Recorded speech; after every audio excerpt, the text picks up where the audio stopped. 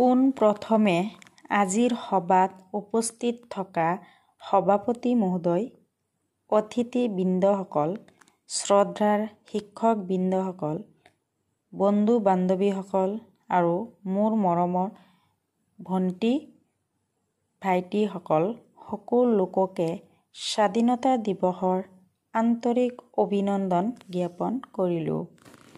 আজি ৭৮ সংখ্যক স্বাধীনতা দিৱসৰ উপলক্ষে দোহাৰি ক'বলৈ লৈছোঁ।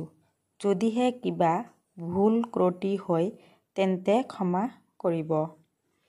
১৯৪৭ বৰ্ষৰ ১৫ আগষ্টত আমাৰ দেশ ভাৰতবৰ্ষই স্বাধীনতা লাভ কৰিছিল। তেতিয়াৰ পৰা প্ৰতি বছৰে ১৫ আগষ্টত সমগ্ৰ ভাৰতত হিন্দু, মুছলমান, খ্ৰীষ্টান আৰু শিখসকলে একেলগে আনন্দ উল্লাসেৰে স্বাধীনতা দিৱস উদযাপন কৰে। বৈচিত্ৰ্যৰ মাজত একতা নীতি হৈছে আমাৰ দেশৰ আধাৰশিলা, যি ইয়াৰ লোকসকলৰ মাজত সম্প্ৰীতি আৰু ভাতৃত্ববোধ কঢ়িয়াই আনিছে।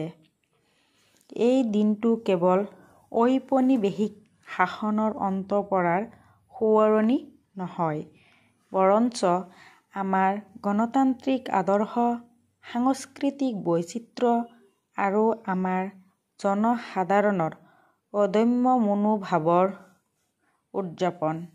স্বাধীনতাৰ যাত্ৰা সহজ নাছিল, দ্ৰুতও নাছিল। ত্যাগ, সংগ্ৰাম আৰু অটল দৃঢ়তাৰে ভৰা এক দীঘলীয়া আৰু কষ্টকৰ পথ আছিল। আমাৰ স্বাধীনতা সংগ্ৰামী নেতা আৰু অগণন সাধাৰণ নাগৰিকে মুক্ত ভাৰতৰ সপোন পূৰণৰ বাবে নিজৰ প্ৰাণ, সপোন, আকাংক্ষা ত্যাগ কৰে।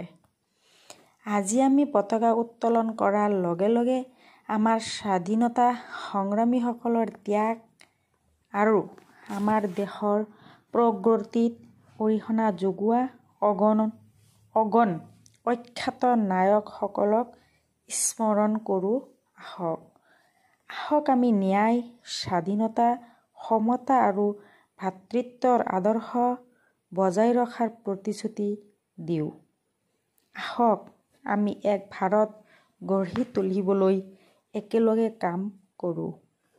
আমাৰ দেশৰ পতাকা সদায় গৌৰৱ আৰু সন্মানেৰে ওপৰলৈ উৰি যাওক। জয় হিন্দ, বন্দে মাতৰম।